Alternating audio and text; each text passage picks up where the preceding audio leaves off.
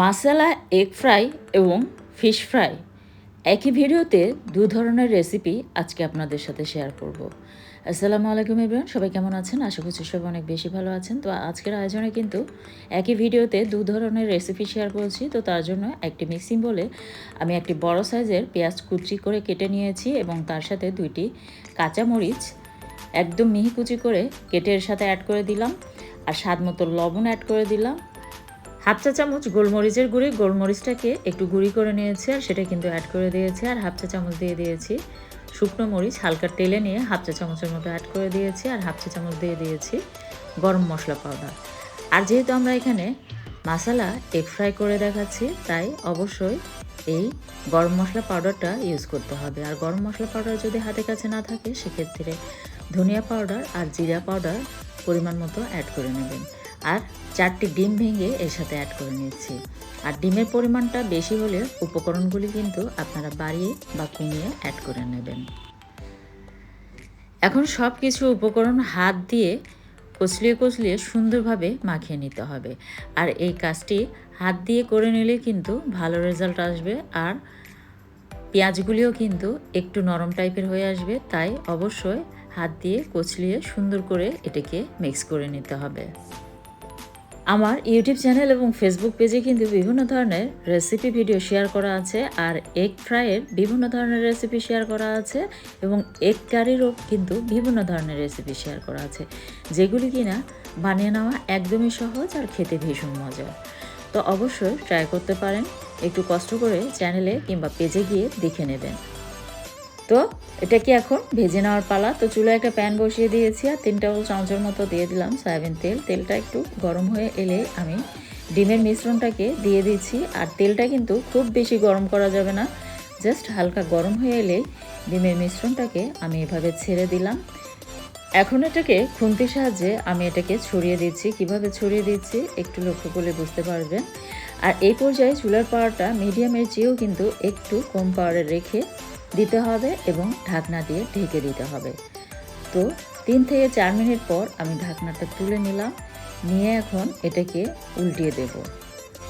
আর অবশ্যই খেয়াল রাখবেন নিচের সাইডটা মোটামুটি যাতে ভালোভাবে হয়, তখনই কিন্তু এটাকে উল্টে দিতে হবে, তা না হলে ভেঙে যাবে। তো একটু কিন্তু কাঁচাটে টাইপের ছিল, এজন্য আমি আরও 1 মিনিট পরে এটাকে উল্টে নিলাম। আর সুন্দরভাবে দেখতে পারছেন উল্টে নেওয়া গেল। আর যদি নিচের সাইডটা সুন্দরভাবে না হয়, তাহলে কিন্তু এটাকে উল্টিয়ে নিতে ভেঙে যাবে। তো আবারও ঢাকনা দিয়ে ঢেকে এ পাশটাও 3 মিনিটের মতো ভেজে নিলাম। তারপর ঢাকনাটা তুলে নিলাম। আর দেখতে পাচ্ছেন ডিমটা কতটা ফুলে গিয়েছে। আর এই ডিম ভাজায় কিন্তু একটু তেলের পরিমাণটা বেশি হলেই ভালো হয়। তো আমি এখন কেটে নিচ্ছি। আপনাদের পছন্দ মতো আপনারা যে কোনো শেপ দিয়ে কিন্তু কেটে নিতে পারেন। তো ব্যাচেলরদের জন্য কিন্তু একদম মজাদার এবং সহজ একটি রেসিপি। আর ব্যাচেলররা কিন্তু এই ডিম ফ্রাইটাই বেশি করে থাকেন, আর তাই ডিমটা আমি একটু ভিন্নভাবে ট্রাই করে দেখিয়ে দিলাম। আপনারা চাইলে কিন্তু এইভাবে ডিম ফ্রাইটা করে নিতে পারেন। আর এটা কিন্তু ভীষণ মজার, ভাতের সাথে, রুটির সাথে, পরোটার সাথে, যে কোনো কিছুর সাথেই কিন্তু এটা দারুণ লাগে।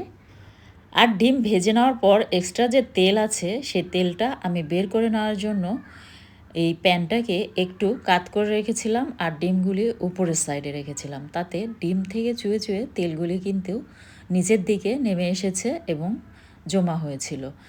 আর আমি দুঃখিত, সেই ভিডিওটি স্কিপ হয়ে গিয়েছে, দেখিয়ে দিতে পারি নাই। তো আপনারা কিন্তু এক্সট্রা তেলটা এভাবে বের করে নিতে পারেন। তারপর আমি এটাকে সার্ভ করে নিয়েছি। আর এটা কিন্তু রুটি, ভাত, পরোটা, পোলাও, নান, রুটি সব কিছুর সাথে ভীষণ মজার। অবশ্যই এভাবে ট্রাই করে দেখবেন। আর ভালো লাগলে অবশ্যই কমেন্ট বক্সে কমেন্ট করতে ভুলবেন না।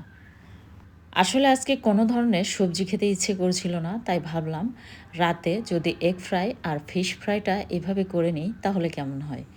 তো এই জন্য কিন্তু আমি এগ ফ্রাই করে নিলাম। তো এগ ফ্রাইটা আমি রেখে দিলাম। আর এখন এই প্যানেই আমি ফিশ ফ্রাইটা করে নিচ্ছি। তো কয়েক পিস কাতল মাছ আমি অফ ক্যামেরায় কিন্তু ম্যারিনেট করে রেখেছিলাম। আর এখানে আমি অ্যাড করে নিয়েছি পরিমাণ মতো লবণ, হলুদের পরিমাণটা একটু কিন্তু ফিশ ফ্রাই বেশি দিলে ভালো হয়। আর মরিচ পাউডার স্বাদ মতো দিয়েছি। আর দিয়ে দিয়েছি ফিশ কারি মশলা।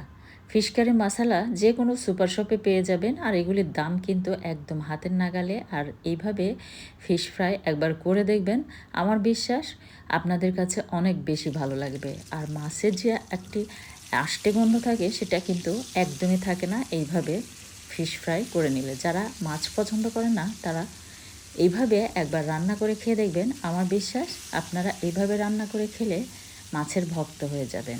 হলুদ পাউডার, মরিচ পাউডার, ফিশ কারি মশলা, স্বাদ মতো লবণ আর একটুখানি লেবুর রস অ্যাড করে দিয়েছি। যে কোনো মাছে কিন্তু লেবুর রস অ্যাড করে দিলে এর যে আষ্টে গন্ধ থাকে এটা একদমই চলে যাবে। আর এভাবে একবার ফিশ ফ্রাই করে দেখবেন, যারা মাছ খেতে পছন্দ করেন না তারাও কিন্তু মাছের ভক্ত হয়ে যাবেন, এতটাই মজার। তারপর সরিষার তেলে আমি মাছগুলিকে এপাশ ওপাশ প্রায় 3 মিনিট করে ভেজে নিয়েছি, একটু লালচে টাইপের করে। তারপর এর সাথে অ্যাড করে দিলাম 2টি বড় সাইজের পেঁয়াজ কুচি। পেঁয়াজটা কিন্তু একটু মোটা সাইজ করে কুচি করে এর সাথে অ্যাড করে দিয়েছি। একটি বড় সাইজের টমেটো কেটে অ্যাড করে দিয়েছি। আর 3টি কাঁচামরিচ অ্যাড করে দিয়েছি। আর কাঁচামরিচটা কিন্তু আমি আস্ত রেখেছি জাস্ট এটার ফ্লেভারটা ছড়ানোর জন্য। কাঁচামরিচের যে সুন্দর একটি সুঘ্রাণ আছে সেটার জন্য শুধু এর সাথে অ্যাড করে দিয়েছি। আর এখানে একটা টিপস বলে দিই, কাঁচামরিচ কিন্তু কখনোই একদম আস্ত তেলে দিতে যাবেন না, তাহলে কিন্তু ফুটে দুর্ঘটনা ঘটতে পারে। তাই কাঁচামরিচের নিচের সাইডটা একটু চিমটি কেটে এর সাথে অ্যাড করে দেবেন, যেটা আমি করেছি। তো উপর দিয়ে কিছু ফ্রোজেন করা ধনিয়া পাতা কুচি অ্যাড করে দিচ্ছি। আর আপনাদের হাতের কাছে যদি ইনস্ট্যান্ট কোনো ধনিয়া পাতা থাকে তাহলে সেটা অ্যাড করে নেবেন, তাতে কিন্তু এটার স্বাদটা আরও বহুগুণে বেড়ে যাবে। তো এইভাবে উল্টে পাল্টে আমি বেশ কিছুক্ষণ ভেজে নেব মাছগুলিকে। তারপর আমি সেম প্রসেসে যেভাবে ডিম আমি ভেজে নিয়েছিলাম আর ফিশটাকেও কিন্তু প্যানে একটু কাত করে রেখে এক্সট্রা তেলগুলি বের করে নিয়ে সার্ভ করে নিয়েছি। তো রেসিপিগুলি আপনাদের কাছে কেমন লাগলো অবশ্যই কমেন্ট বক্সে কমেন্ট করে জানাবেন। আর যখন রান্না করতে একদমই ইচ্ছে করে না তখন কিন্তু আমি শর্টকাট এভাবে রান্না করে ফেলি। তো আশা করছি রেসিপিটি আপনাদের কাছে অনেক সহজ আর ভালো লেগেছে। ভালো লাগলে পেজ ফলো করে সাথে থাকবেন। আর ইউটিউব চ্যানেল থেকে দেখে থাকলে সাবস্ক্রাইব করে সাথেই থাকবেন। পরবর্তী রেসিপি দেখার আমন্ত্রণ জানিয়ে বিদায় নিচ্ছি। ধন্যবাদ।